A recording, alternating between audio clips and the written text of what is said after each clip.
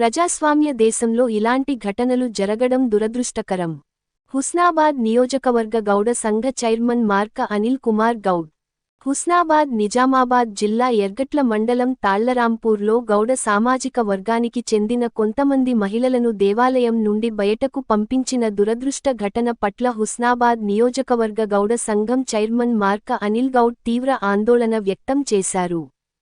ఈ సందర్భంగా వారు మాట్లాడుతూ 2 వారాల క్రితం జరిగిన ఘటనపై ఎక్కడి పోలీస్ స్టేషన్లో గౌడ సామాజిక వర్గానికి చెందిన నాయకులు ఫిర్యాదు చేయడం జరిగిందన్నారు. అభివృద్ధి పేరుతో కొంతమంది అగ్రకులస్తులు సంఘాలు ఏర్పరచుకొని రోజువారీ పని చేసుకుని బ్రతికే గౌడ కళ్ళు గీత కార్మికులను డబ్బులు అడుగుతూ దేవాలయంలోకి వెళ్లకుండా భయాందోళనకు గురి చేస్తున్నారని హుస్నాబాద్ ఆవేదన వ్యక్తం చేశారు. ప్రజాస్వామ్య దేశంలో ఇలాంటి ఘటనలు జరగడం దురదృష్టకరమని, వెంటనే రాష్ట్ర ప్రభుత్వం అక్కడ ఉన్న పోలీస్ కమిషనర్ స్పందించి బాధ్యులపై కఠిన చర్యలు తీసుకోవాలన్నారు. గౌడ సామాజిక వర్గానికి చెందిన వారమందరం ఐక్యంగా ఉండి బహిష్కరణకు గురైన గౌడ కులస్తులకు అండగా ఉంటామన్నారు. గ్రామ అభివృద్ధి కమిటీలు, విడిసి అని చెప్పుకుంటూ అక్రమ వసూళ్లకు పాల్పడుతున్న వారిపై కఠిన చర్యలు తీసుకోవాలని డిమాండ్ చేశారు. ఈ కార్యక్రమంలో నియోజకవర్గ గౌడ సంఘం ప్రధాన కార్యదర్శి పచ్చిమట్ల శ్రీకాంత్ గౌడ్, కార్యదర్శి పూదరి శ్రీనివాస్ గౌడ్, హుస్నాబాద్ గౌడ సంఘం అధ్యక్షులు పూదరి వరప్రసాద్ గౌడ్, నాయకులు పూదరి వరప్రసాద్ గౌడ్, పచ్చిమట్ల రవి గౌడ్, పచ్చిమట్ల శివగౌడ్, మాటూరి గోపిగౌడ్, బొమ్మగాని సదిగౌడ్, నరేష్ గౌడ్, ఓన్ ప్రకాష్ గౌడ్, మాటూరి ప్రేమ్ గౌడ్ తదితరులు పాల్గొన్నారు.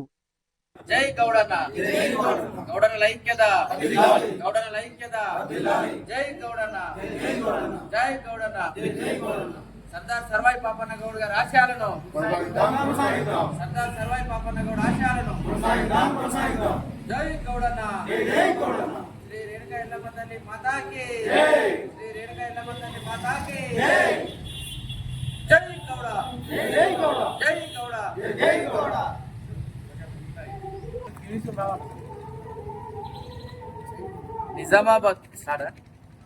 నిజామాబాదు జిల్లాలో వాళ్ళ ఎల్గారం మండలము తాళ్లరాంపూర్ గ్రామానికి సంబంధించినటువంటి మా గౌడ సామాజిక వర్గ మహిళలను ఆలయం నుంచి బయటకు పంపినటువంటి దురదృష్టకర సంఘటన సంఘటన జరిగి కూడా 2 వారాలు గడుస్తా ఉన్నది. పెద్ద ఎత్తున అక్కడ ఉన్నటువంటి మా గౌడ సామాజిక వర్గానికి సంబంధించినటువంటి వాళ్ళందరూ కూడా పోలీస్ స్టేషన్కి వెళ్లి ఫిర్యాదు చేయడం కూడా జరిగింది.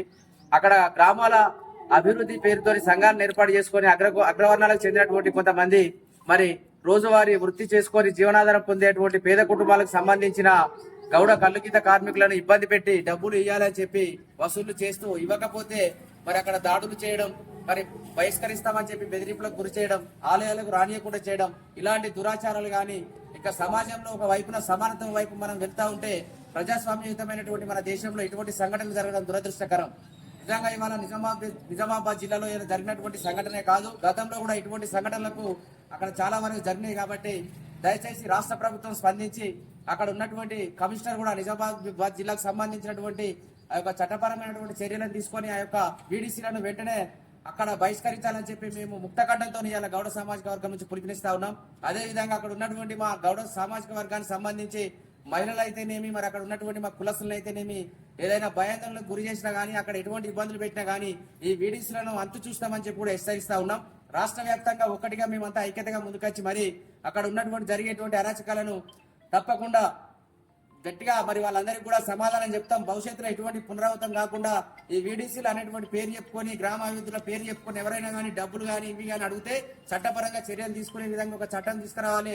ఇటువంటి దురాక్రమణకు పాల్పడుతున్నటువంటి వాళ్ళని కూడా తప్పకుండా న్యాయపరంగా చట్టపరంగా శిక్షించాలని చెప్పి మేము ప్రభుత్వాన్ని విజ్ఞప్తి చేస్తూ ఇదే ఐక్యతగా మీ అందరం కూడా అక్కడ ఉన్నటువంటి మా గౌడ సామాజిక వర్గానికి సపోర్ట్ గా నిలబడి వాళ్ళకు న్యాయం జరిగే వరకు కూడా పోరాడతామని చెప్పి ఈ యొక్క వీడీసీలను హెచ్చరిస్తాం.